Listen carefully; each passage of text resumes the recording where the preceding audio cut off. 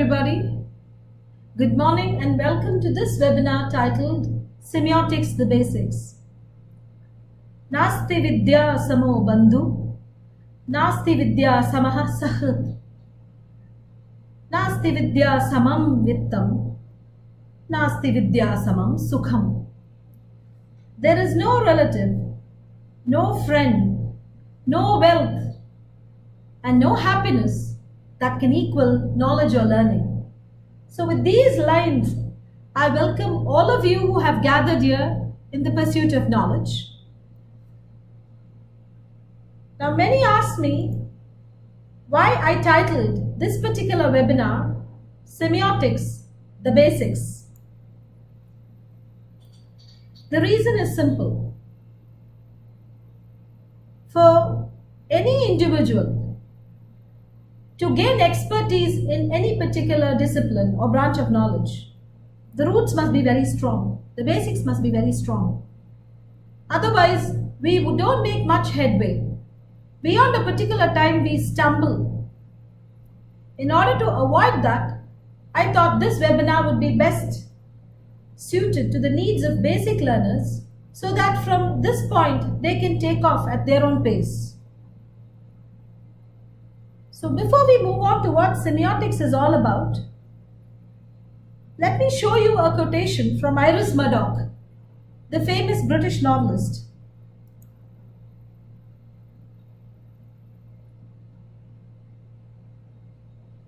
Please observe the last sentence.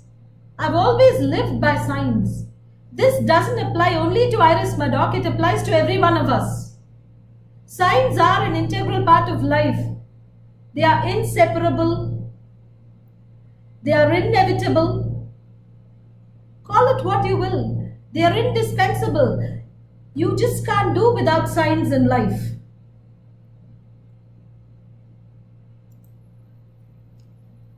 Here are examples of signs.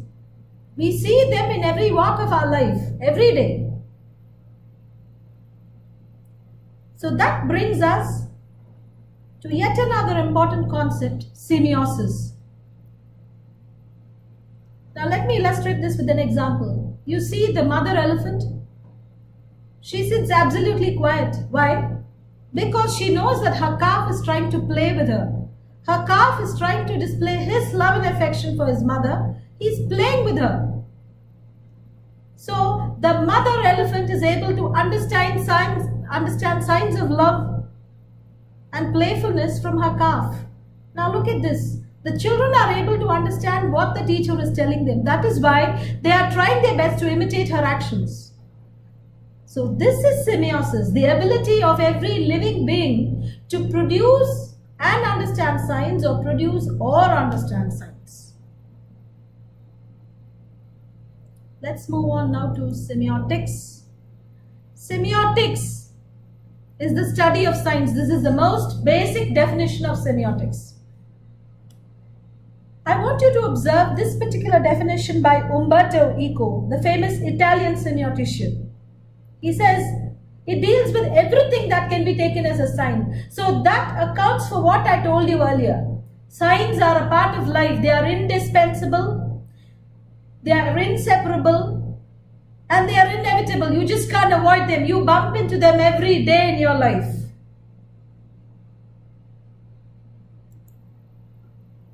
Now that brings us to a very important question. What is a sign? Here is a very simple definition. Now this definition is by Thomas Sebeok, who is again a very famous semiotician. He says it is a physical form, any physical form. When you say physical form, it also means letters, it also means numbers, it also means non-verbal signs like pictures, icons.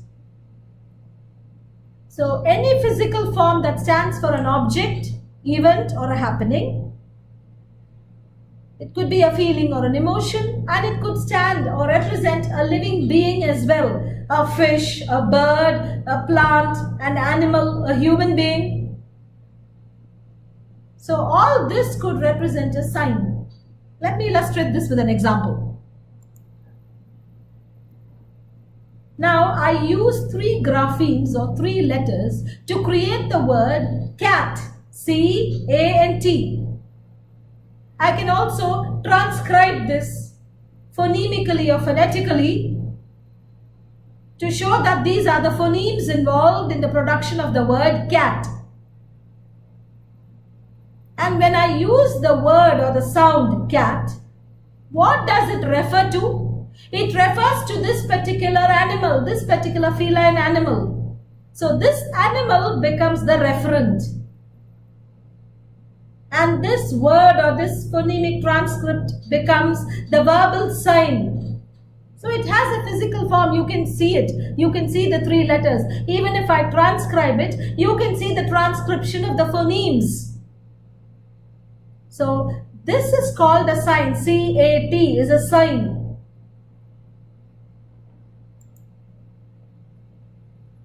Here is yet another definition. Please take a good look at it.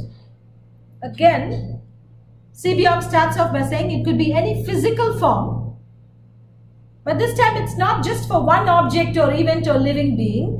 It could also be a physical form that stands or represents a class of objects, events, or living beings. So this group, this set, this class of objects or living beings is called the referential domain. Plants are examples of one referential domain. Animals are examples of one referential domain. Emotions are examples of one referential domain. Fishes are example of one, referential domain. Let's proceed with an example.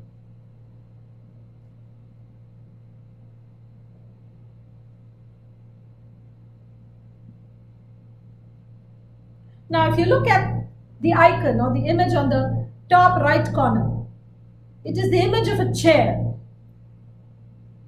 But to which category does this chair belong? It belongs to the referential domain or category or class called furniture.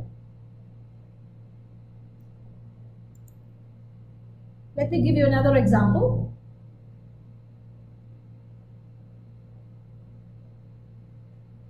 Now look at the top left corner. That expression is something which you would describe as sad. To which referential domain, to which category, to which class does this word sad belong to? It belongs to the category called emotions. It belongs to the referential domain or the larger domain called emotions.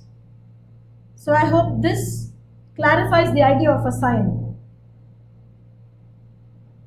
So having discussed the terms sign, referential domain, semiosis and semiotics, we now move on to the history of semiotics, how it all began.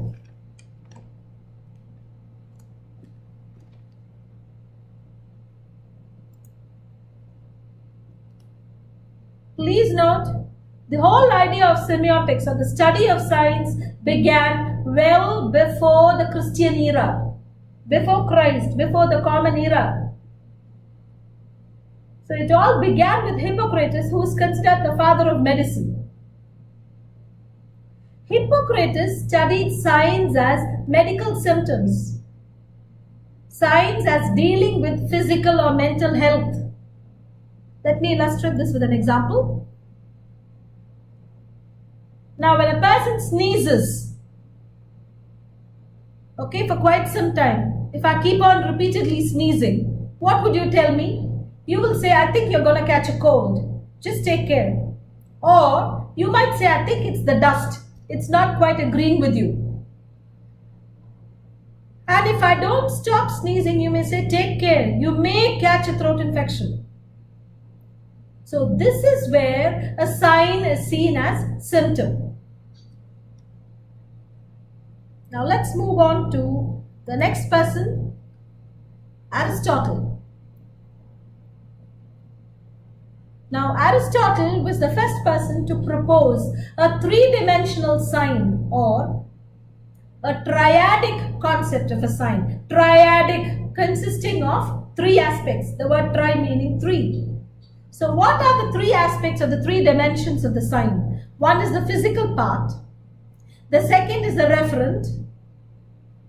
The third is the meaning. Now when I say the physical part, it could refer to letters, numbers, gestures, sounds. When I say referent, it could refer to the object or the concept or the feeling. And what we understand from the referent is called the meaning. So take a good look at this slide. When I say tree, if I choose to write this word, I need to make use of four letters. T-R-E-E. If I wish to transcribe, I need to make use of three sound symbols, because the word tree consists of three phonemes or units of sound. So this refers to the physical part. There is one more thing. I can even show the action of a tree moving in the wind. Okay, that refers to the physical part, the gesture, the non-verbal gesture. So what does tree refer to? It refers to this particular image that we see in the slide. So this is the referent. When I say tree, mostly this is what it refers to.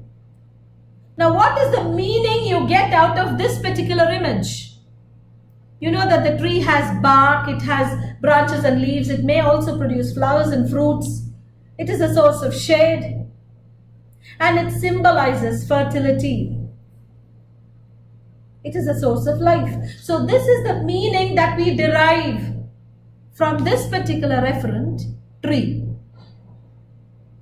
So these are the three dimensions as far as Aristotle is concerned. But as far as semiotics is concerned, we do acknowledge the contribution of Hippocrates. We do acknowledge the contribution of Aristotle, no doubt about it. But actual semiotics started with this man, Ferdinand de Saussure, who is considered the father of modern linguistics and who was himself a thoroughbred structural linguist. Ferdinand de Saussure was very well known for his work, A Course in General Linguistics. It is this particular work that sums up the central idea of structuralism and semiotics. Now, what is structural linguistics and what is structuralist criticism or structuralism? Now, structural linguistics rests on the idea that the sentence or the structure of a language is what decides everything. So the focus was more on sentences than on texts, than on larger texts. So, you know, in phonetics, I would look at how many phonemes are involved. In phonology, I would look at how many feet does this particular sentence contain. How many stressed syllables are there? How many unstressed syllables are there? How many tone units are there? In morphology, I would look at the number of morphemes that this particular sentence contains. How many free morphemes? How many bound morphemes? Are these morphemes simple words, compound words, or complex words? So in syntax, I would look at a sentence with respect to its various components. Is it a determiner? Is it a modifier, qualifier? Is it a noun phrase, a verb phrase?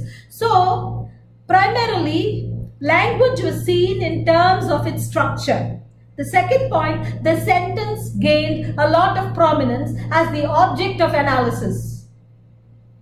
So this is very important in structural linguistics. Language is the basis of all structure. So structure is very important and structure is the basis of all language. Just as Keats says, beauty is truth, truth, beauty.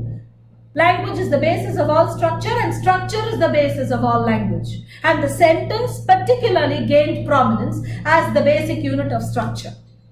So this is structural linguistics, to sum up very shortly. Okay?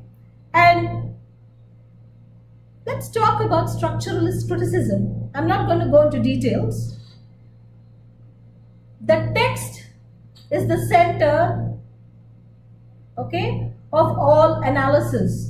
The structure of a text is very important in analysis, because only if you analyze a particular text with regard to its structure, you will be able to compose better texts in future. This was the whole idea behind structuralist criticism. Don't look at the personal feelings of the poet. Don't look at the biography of the poet or the novelist or the short story writer. Look at the structure of the text. That is what will help you in composing better literary works in future. So this is the whole idea behind structuralist criticism. So what did Saussure propose? He proposed a model of a sign which consists of two aspects. That's why he calls it the dyadic model. It consists of two aspects. And one more point to note, Saussure never used the term semiotics. The term he preferred to use was semiology for the study of signs. Now let me explain his concept of the sign.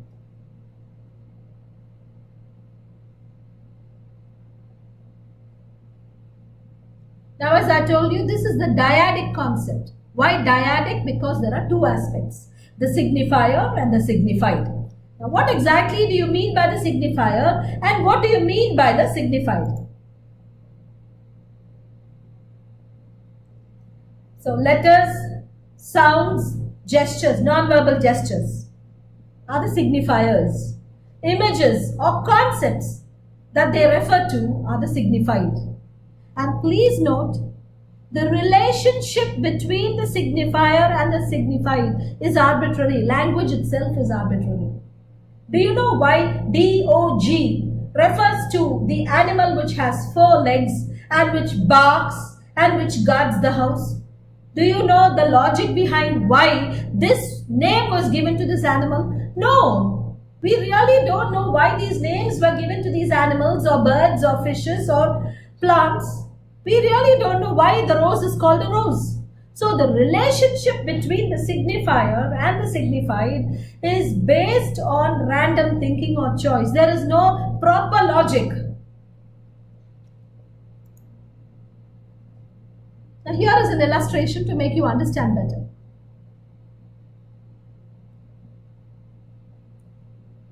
Now I can write fish, the word fish, using 4 letters, F-I-S-H. I can transcribe it using the 3 phonemes, F, E and Sh. Or I can make use of the Matsya Mudra or the fish gesture. So all these 3 are the signifiers and what they refer to, the sea form that dwells at sea, the fish. See, this is the signified. So these are the signifiers and this particular living organism is a signified.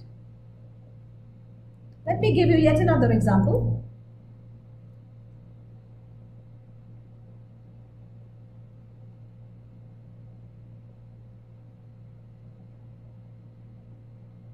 Now what will I do in this situation? When I use the word kid, it could refer to the little one of a goat. It could refer to a child. And it could also refer to a joke.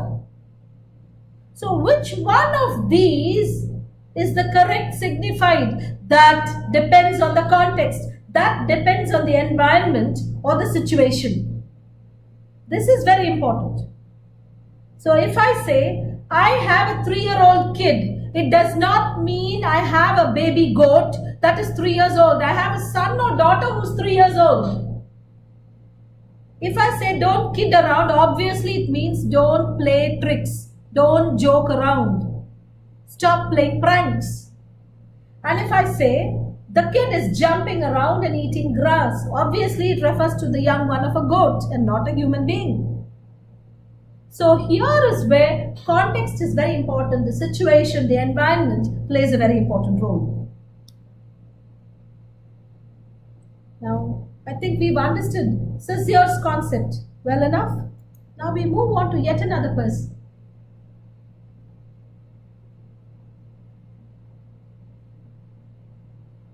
Before I go on to this particular person, I have a request to make to all teachers. When you take up a particular course, This doesn't apply only to teachers, it can apply to any student or researcher as well.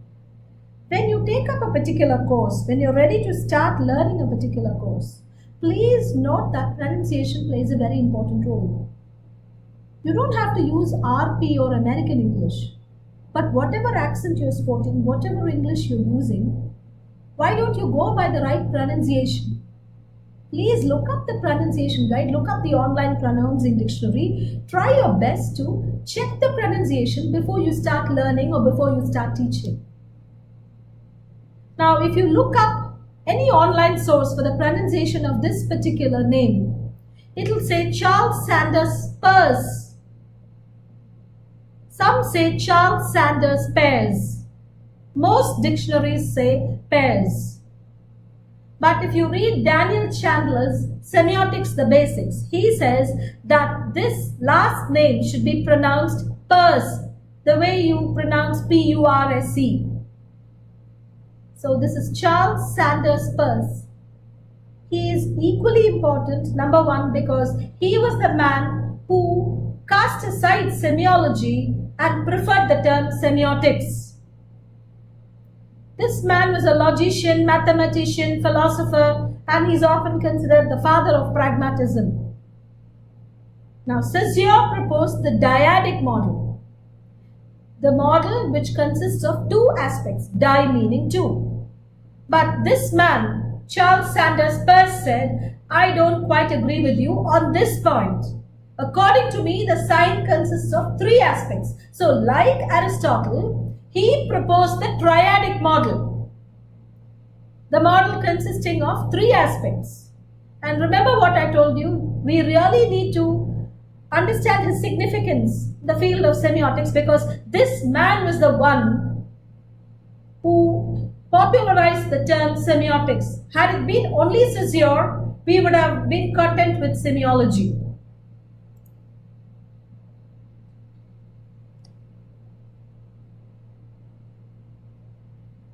Now look at this. So semiosis, remember, the ability of a human being or any living organism to produce signs and to understand signs. So semiosis involves the sign, and this sign involves three aspects: the representamen, the object, and the interpretant. So let's see what all this refers to. This is very similar to what Aristotle said. The representamen refers to the signifier. The object refers to the signified. And the interpretant is the meaning we get out of the object. And again, remember what I told you? The interpretant depends on the speaker and the listener, the culture and the context. So this is very important. Here is an example to make you understand better. Now if I say, what? The sound, or if I ask as a message, a text message, what? And if I have 3 question marks.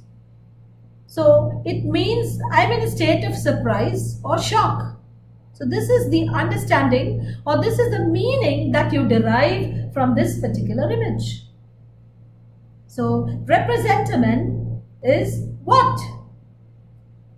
And the reaction or the expression is the object. What do you understand from this particular expression or this particular reaction? That the person is surprised or shocked. So this is the interpretant.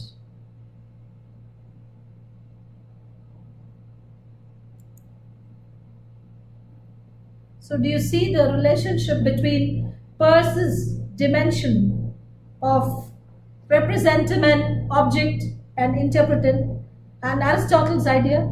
Both are almost similar. Now let's go on to the types of human signs. You have 2 types, the denotative and the connotative.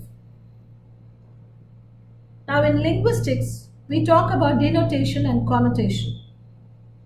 What do you mean by denotation? Denotation refers to the literary meaning or the dictionary meaning, the meaning per se. In English language teaching, Widdowson talks about the priming glossary and the prompting glossary. The priming glossary refers to the literal meaning, okay? And the prompting glossary refers to the contextual meaning.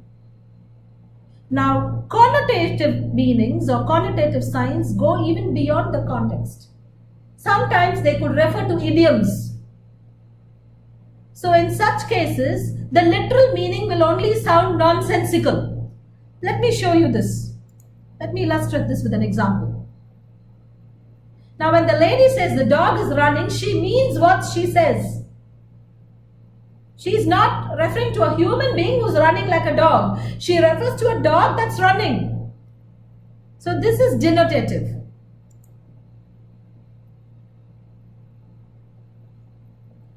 Now, when somebody says it's raining cats and dogs, definitely it doesn't mean that cats and dogs are falling from the sky.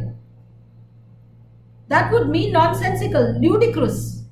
So what is the actual meaning? There is heavy rain or it is raining heavily.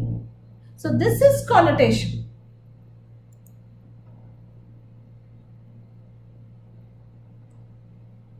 Now just take a look at this particular conversation. The man is asking the girl, let's say the man is the teacher. He's asking his students, when will you be the quietest girl in class? When pigs fly. That is the answer. So what does this girl refer to when she says when pigs fly? Is she talking about pigs flying? Definitely not. That would be nonsensical. So what is passing in her mind when she says when pigs fly? So pigs can never fly. So similarly, what he's asking of her is impossible, mission impossible. It's never going to happen. Don't even think about it. So I hope you've understood the denotative and the connotative. Now we pass on to some basic concepts in semiotics. There are 4 basic concepts that I'd like to talk about. There are thousands of concepts, but we're dealing with only the basics. So the message, the text, the code, and the context. Now let's start with the message. Now as far as semiotics is concerned, the message usually consists of single signs. Okay? Now take a look at this. You may say there is a circle, there is a line involved, there is yet another image involved. No. It conveys one concept. No U-turn. Here again, it conveys one concept. No smoking. Doctor refers to one person. It could be male or female, a person who takes care of your health. M refers to one letter or one grapheme.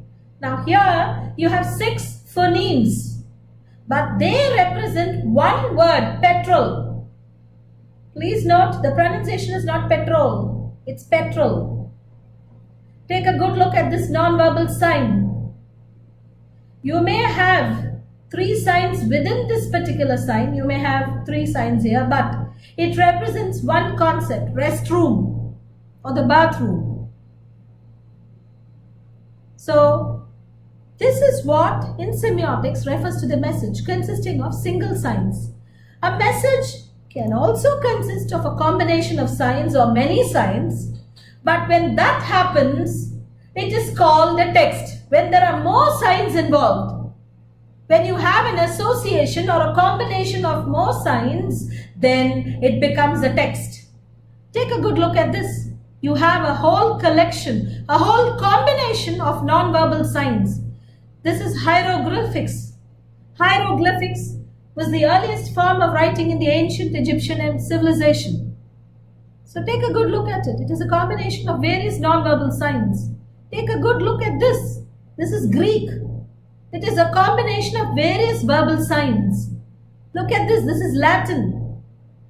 It is a combination of the verbal and the non-verbal. You have images and you also have words. You have letters. Take a good look at this small size poster. You have a combination of verbal signs and you also have non-verbal signs. You have the logo of ABC News. You have the image of the person. So this is what you call a text. It is a message consisting of a combination of signs. That brings us to the next concept, the code.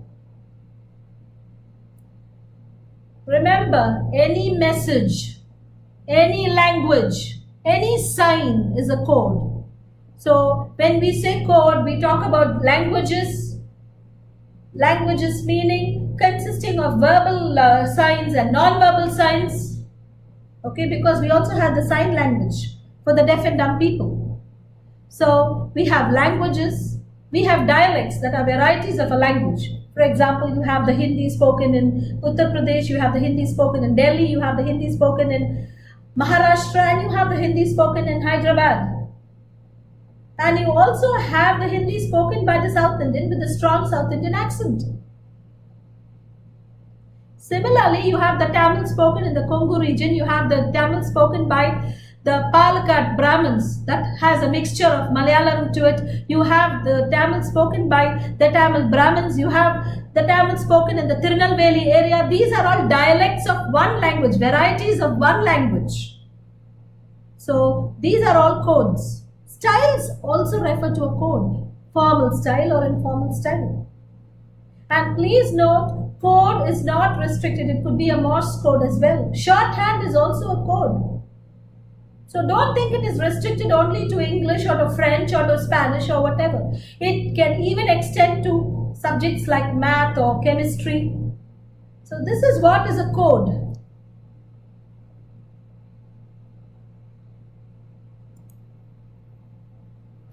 Now this is very important. This is where we have gradually begun to move away from traditional structuralism, where the sentence was given a lot of importance. From the sentence, you move on to the context, because that is precisely what discourse analysis tells you. It tells you that you can't focus only on analysis of sentences. The complete meaning is never conveyed. So the context, the environment is very important. It could be the physical environment, the psychological environment, or the social environment. So let's say I come home one fine day and tell my family, I feel like a dog. I'm very sure my family is not going to chain me up and offer me dog food when I say this. Nor are they going to give me a bone to chew.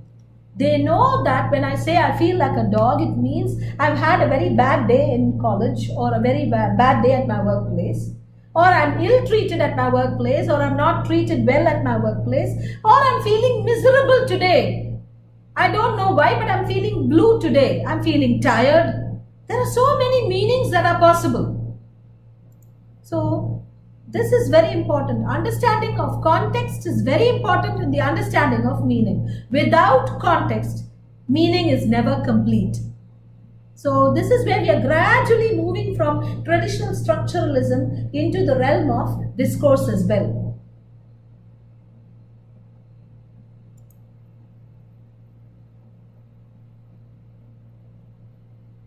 Now we come to the types of signs.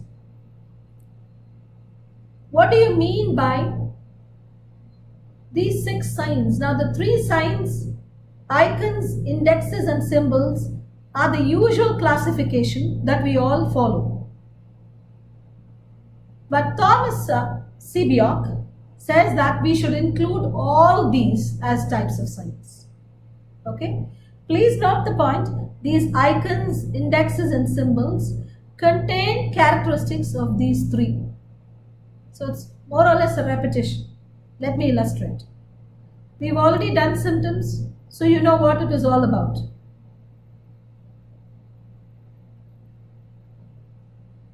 Now take a good look at this.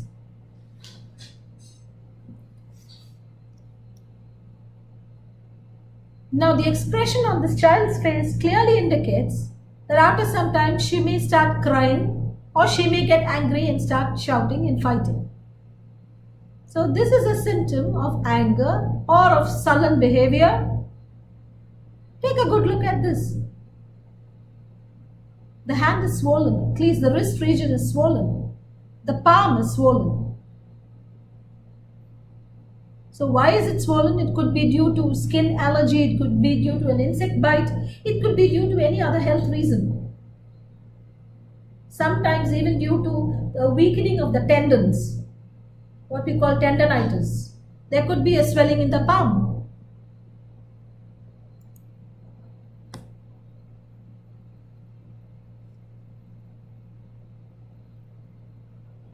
Now these are common signals. The ones you see on top are very common signals that we come across in our everyday life.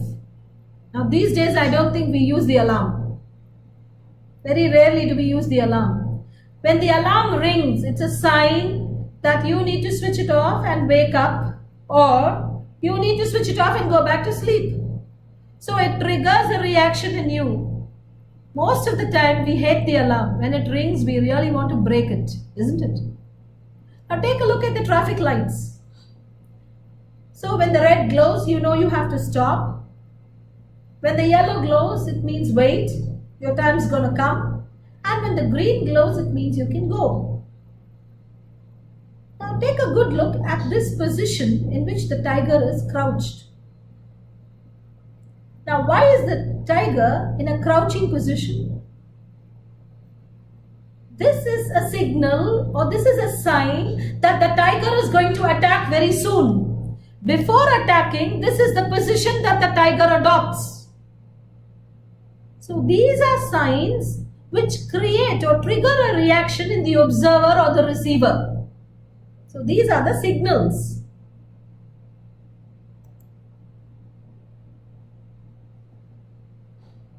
Now names, these are very easy to understand. These are signs that indicate identity.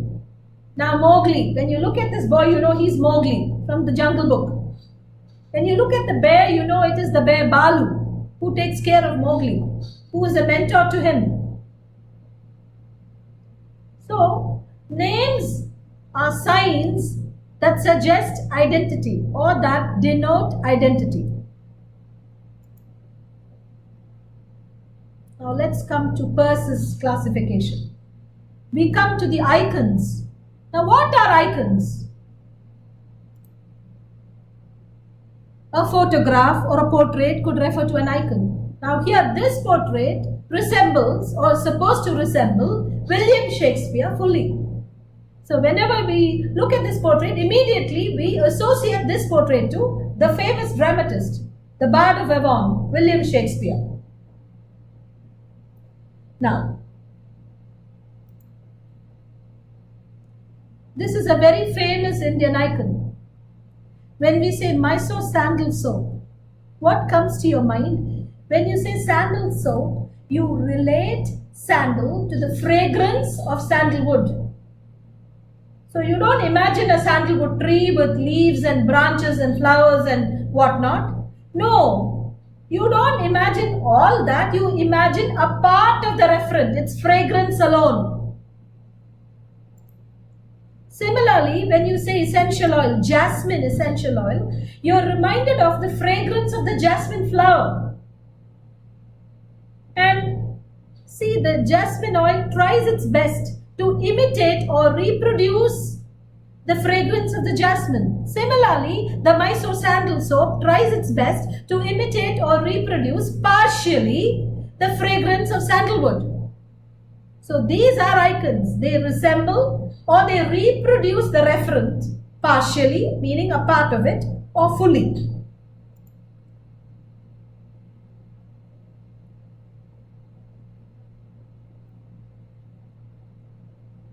Now, what do you mean by onomatopoeia?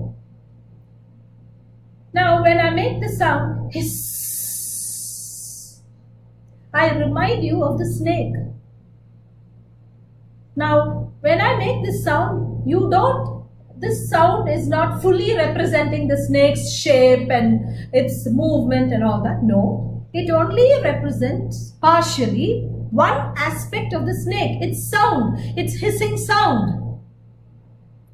So, it imitates the referent, or it resembles or it reproduces the referent partially.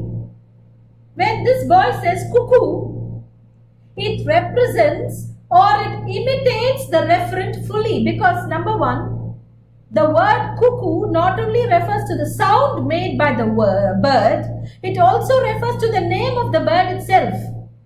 So this particular icon makes you recall the referent fully, not just partially, fully.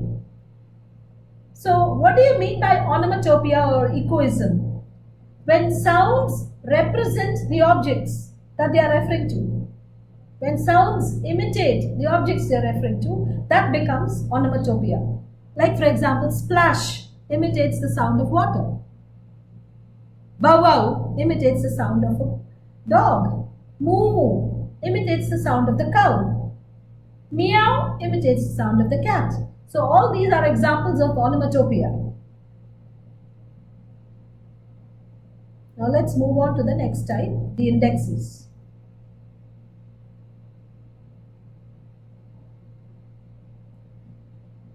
Now which finger do you use to point to somebody? We use the index finger. In Tamil we call it alkati viral, the finger that points out to someone. Yes? So an index finger is used to point out to somebody or something. So what is an index sign? It represents a cause and effect relationship between the signifier and the signified.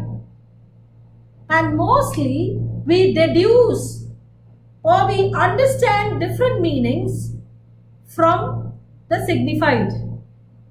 And remember one thing, an index can be a symptom, it can be a signal, it could also refer to words, demonstratives, like this, that, these, those, here, there, hither, thither, yonder. All these are examples of index signs.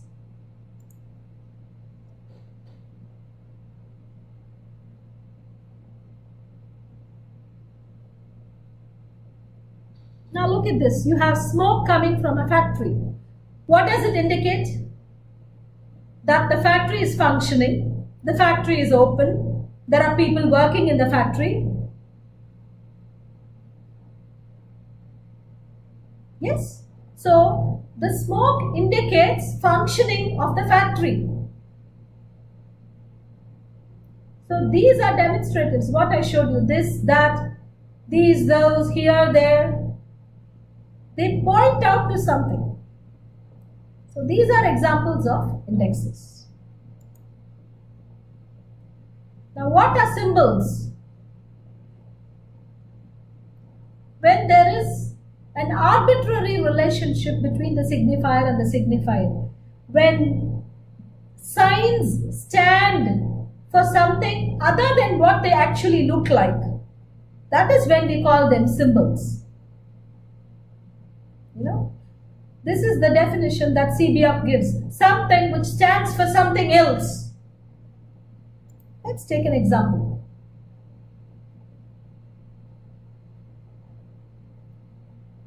Now when you look at the rose, you don't see it only as a flower. You see it as a symbol of love. You see it as a symbol of passion, the red rose particularly.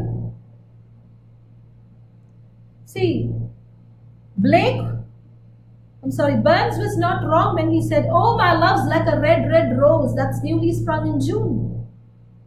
So he talks about his love, his passion that is newly bloomed or blossomed. So these are the symbols of the red rose. Now take a good look at this.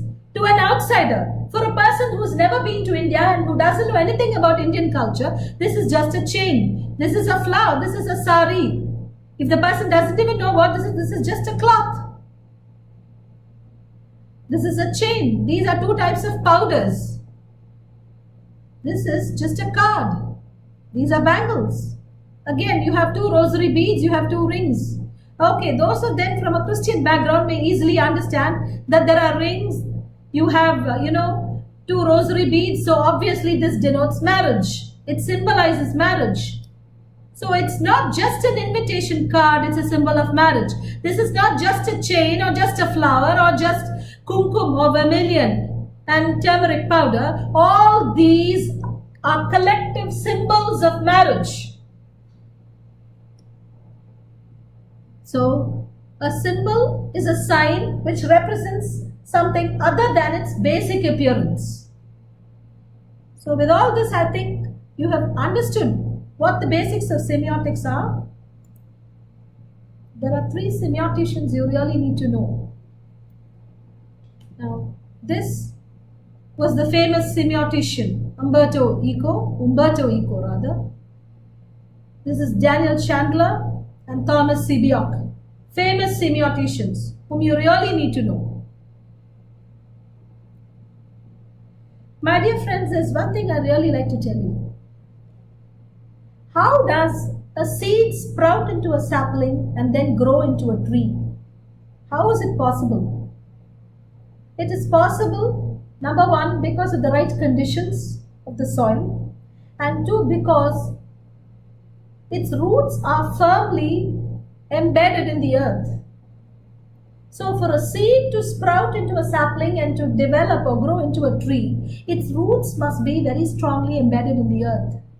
Similarly, for any branch of knowledge to grow and develop, for a student or for a teacher to gain expertise in any field of knowledge, his or her roots must be very strong.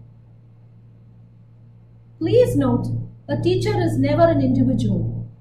A teacher is a community, because every teacher reaches out to a community of students. So be careful about what you convey to your students. The right message in the right teaching methodology will always convey the right things to the right communities. And if one teacher can convey the right message to one community of students, in turn, that would mean the rise of a very good society. Thank you very much for listening, and I do hope I have made you understand the basics of semiotics. Thank you very much. Dear friends, thank you very much for taking part in the webinar and for making it a success, a reality, and a possibility in every sense of the word. The Holy Quran aptly says that a person who doesn't thank fellow human beings stands ungrateful in the eyes of God. So I deem it my necessity, my duty, to thank every one of you for your part in this particular webinar. I'd like to thank the master puppeteers, the management, because they have pulled the strings aptly in time for the webinar to really take place. So my special thanks to Dr. P. Mahendran, the secretary, and Dr. G.Venkataswamy, the director, for their role in this regard.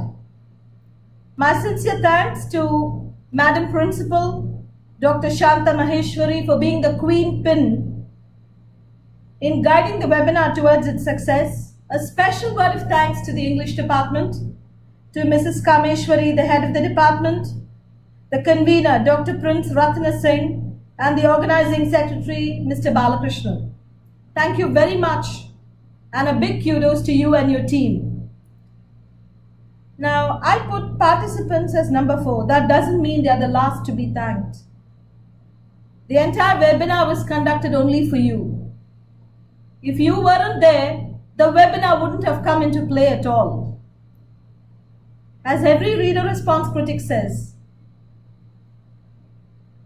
if there were no readers, there'd be no theory, no texts, and no literary criticism. So a big thanks to all of you. Hope we meet again in some other academic forum. Thank you very much.